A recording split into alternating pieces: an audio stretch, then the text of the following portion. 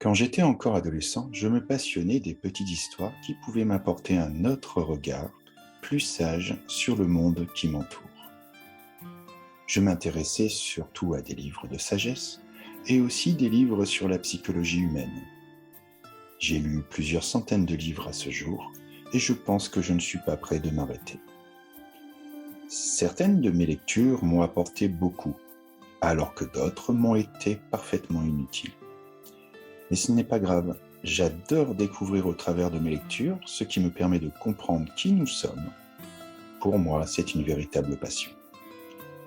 Aujourd'hui, quand on me demande de parler de nos ruminations, de nos pensées négatives et du lâcher-prise, il y a pour moi une histoire qui me revient en tête. Elle permet d'avoir pour chacun ses propres réflexions personnelles sur le sujet et de mieux en comprendre le concept. Je vous la partage maintenant. L'histoire se passe il y a très longtemps, aux confins de l'Extrême-Orient. Deux moines cheminent vers une rivière pour rejoindre leur monastère zen situé à 20 km en contrebas. Ils avancent en silence pour bien se concentrer sur leur marche, comme l'ont enseigné les anciens maîtres de leur tradition. D'ailleurs, au sujet de leur tradition, il existe plusieurs interdits, notamment de ne pas manger après midi, de ne pas boire d'alcool et aussi de ne pas toucher à une femme. Pendant leur marche, soudain ils aperçoivent une jeune fille complètement désemparée.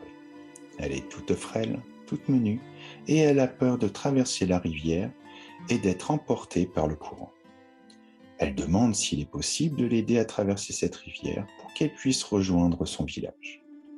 Le plus jeune moine, outré, surpris de cette demande, refuse de transgresser un interdit de leur monastère et lui signifie.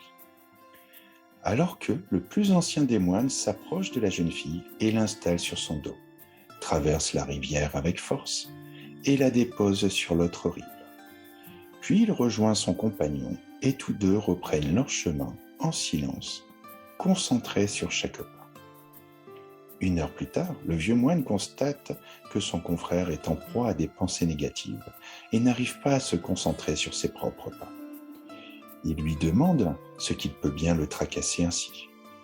Le plus jeune moine, en colère, lui répond sèchement « Vénérable, vous avez brisé un précepte. Nous n'avons pas le droit de toucher une femme et encore moins de la porter sur notre dos. » L'ancien moine continue sa marche en silence.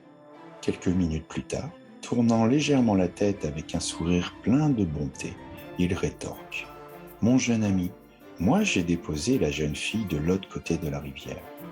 Pourquoi toi, tu es encore en train de la porter sur ton dos ?» Personnellement, je trouve cette histoire très inspirante. Et je vais vous renvoyer la question, la fameuse question de ce vieux moine. De quel fardeau vous n'avez peut-être pas encore déposé sur l'autre rive? Qu'est-ce qui vous en empêche? Je vous invite à prendre quelques minutes et de noter vos réponses. De pouvoir régulièrement, disons 1 fois par semaine, continuer à répondre à cette question.